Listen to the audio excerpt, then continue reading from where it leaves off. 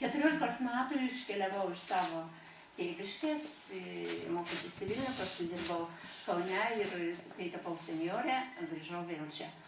Ir labai norėjau grįžti į savo kraštą ir grįžusi čia, nors ne visai tą kaimą, kur gyvenau, tiesiog prontu kilo toks eilėraštukas, galima sakyti, sugrįžau. Sugrįžau aš į savo gimtinę, kur vaikystėj bėgiojau basa.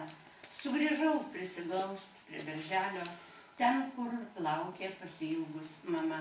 Sugrįžau, pasiilgau rasotų takelių, sugrįžau, pasiilgau šarmotos žiemos, sugrįžau parimoti palaukiai.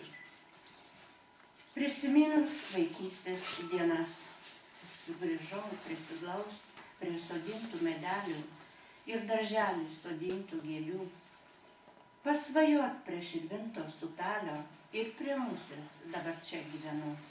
Nesustabdomai bėga tas laikas, čia pavasaris, medžiai žali, o žiūrėk, jau ir sodai prinoko, pažiūrėk, ir plaukai jau žili.